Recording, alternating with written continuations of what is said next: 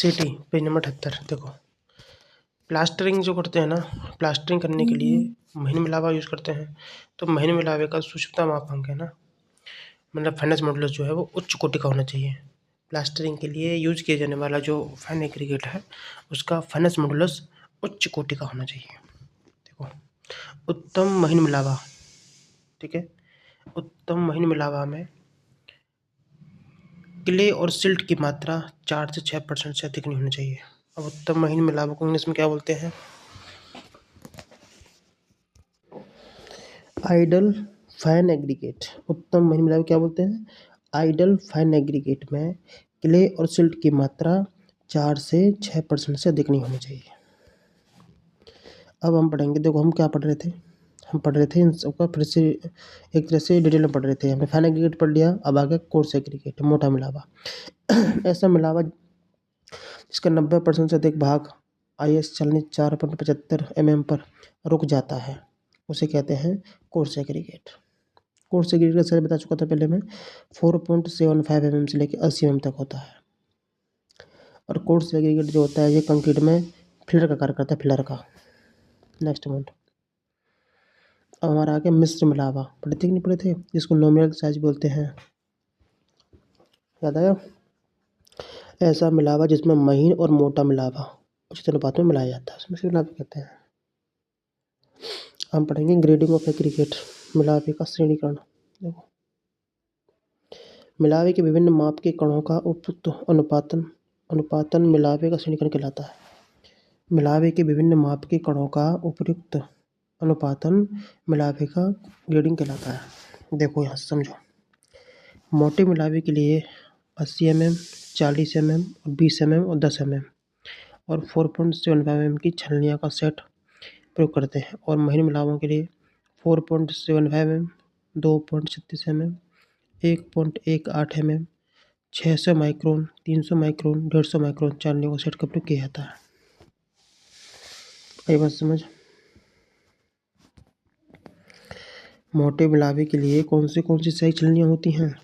वो होती हैं 80 mm, 40, 20, 10, 4.75 mm, ठीक।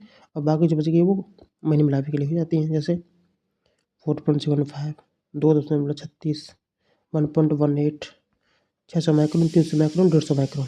ये छलनियों का सेट जो है फाइन एग्रीगेट के लिए होता है। और देखो, फाइन एग्रीगेट के लिए ग्रेडिंग की सीमाएं क्या है? महीन मिलावे के लिए श्रेणीकरण की सीमा है IS कोड 383/1970 के अनुसार महीन मिलावे को 4 ग्रेडिंग जोन में बांटा गया। अभी पढ़ चुके हो, देखो ये वाला ये है कि नहीं? फाइन एग्रीगेट को 4 ग्रेडिंग में बांटा गया है। देखो, IS कोड 383/1970 के अनुसार महीन मिलावे को 4 ग्रेडिंग जोन में बांटा गया है, 1 से लेकर 4 तक, ठीक है। दिख रहा होगा ग्रेडिंग 1, 2, 3 और 4। ग्रेडिंग जोन 1 से जोन 4 तक महीन मिलावा निरंतर महीन होता जाता है। देखो, इसके लिए याद कौन सा करना है, इम्पोर्टेंट कौन सा है? ये 4.75 mm वाला इम्पोर्टेंट है, 600 mm वाला, 600 माइक्रोन वाला और 150 माइक्रोन वाला। ये 3 याद करनी है बस, 4.75, 600 और 150 वाला, ठीक है। अगर आपकी छलनी का साइज 4.75 mm है तो ग्रेडिंग जोन 1 में कितना भार पास हो जाएगा, मतलब कितना परसेंटेज वेट एग्रीगेट का छलनी से छन जाएगा? तो 90 से 100%, 90 से 100%। जोन सेकंड में भी, जोन थर्ड में भी उतना ही, और जोन फोर्थ में 95 से 400, ठीक है। अगला पॉइंट, अगर वो कहता है कि अगर आपकी छलनी का साइज 600 माइक्रोन है तो ग्रेडिंग जोन 1 में पास होने वाला जो वेट है 15 से 34% मिलावा छन जाएगा, ठीक है।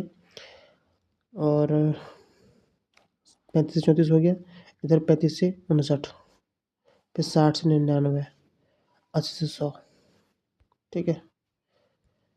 अब ये देखो 150 वाला, 0 से 10, 0 से 10, 0 से 10 और 0 से 15, ठीक, ऐसे याद करना पड़ेगा। टेबल पर याद नहीं कर पाओगे तो 3 जो इंपॉर्टेंट है ज़्यादा पूछे जाते हैं। Next, finance modulus of aggregate. तो मैं थोड़ा दिखा दूँ आपको कैसे क्वेश्चन पूछेगा। देखो ऐसा क्वेश्चन पूछेगा पेपर में, यह लिखा हुआ है जोन सेकंड की रेत के लिए 600 माइक्रोन की छलनी से पारित होने वाला भार कितना होगा?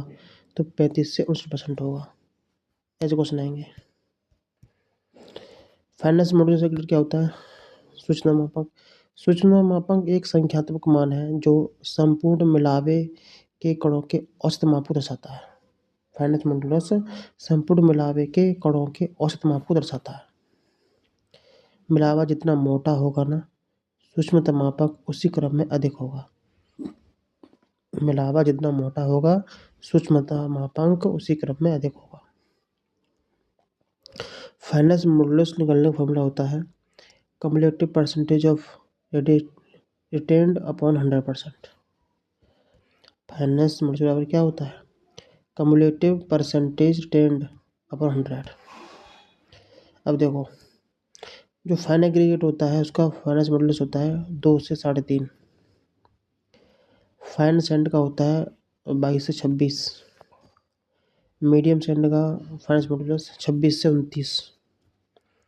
कोर्स सैंड का होता है 29 से 32 और कोर्स एग्रीगेट का 6 से 8.5 और इन एग्रीगेट का मिक्स कंक्रीट कहते हैं, मिक्स एग्रीगेट कहते हैं 3.5 से 65। तो और देखो, फाइन एग्रीगेट जो होता है उसका फाइनेंस मॉडुलस होता है 2 से 3.5। ये तो फाइन का हो गया। कोर्स का होता है 6 से 8.5 कोर्स एग्रीगेट का। ठीक है, फाइन एग्रीगेट का फाइनेंस मॉडुलस 2 से 3.5 और कोर्स एग्रीगेट का 6 से 8.5। अब हम सेंड का देखेंगे।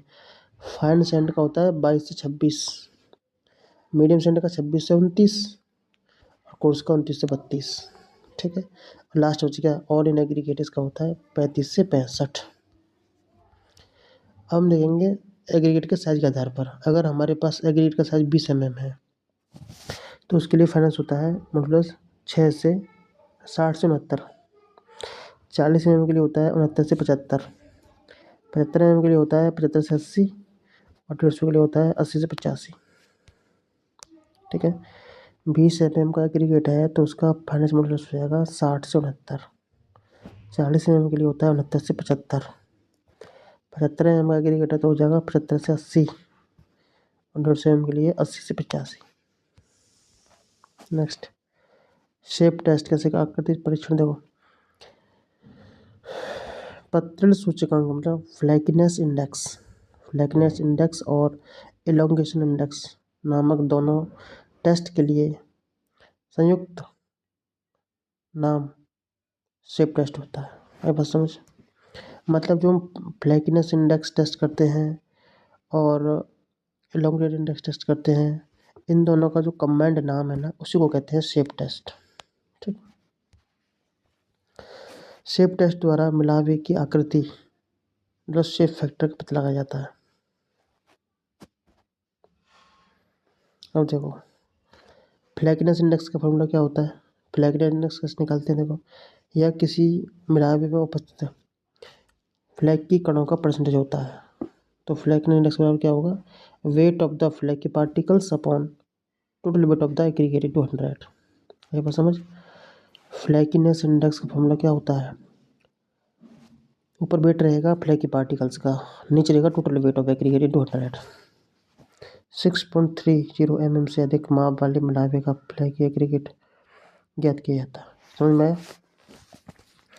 जिस पार्टिकल्स का साइज 6.30 mm से अधिक होगा उसी मिलावे का हम फ्लैकीनेस इंडेक्स टेस्ट करते हैं। अच्छे कंक्रीट के लिए फ्लैकीनेस इंडेक्स की सीमा 35 से लेकर 40% होती है। याद रखना इसको, 35-40%। अब हमारा इलोंगेशन इंडेक्स निकालने का फॉर्मूला होता है weight of the elongated particles upon total weight of aggregate 200। वही फॉर्मूला है, बस ऊपर उसमें फ्लैग किया गया था, इसमें ऊपर इलोंगेटेड आ गया। तो इलोंगेटेड इंडेक्स क्या होता है? यह किसी मिलावे में उपस्थित इलोंगेटेड पार्टिकल्स का परसेंटेज होता है। इसके लिए अभी तक कोई सीमा निर्धारित नहीं की गई है। याद रखना कि अच्छे कंक्रीट कार्य के लिए फ्लैकी और एलोंगेटेड इंडेक्स का मान 15% से अधिक नहीं होना चाहिए।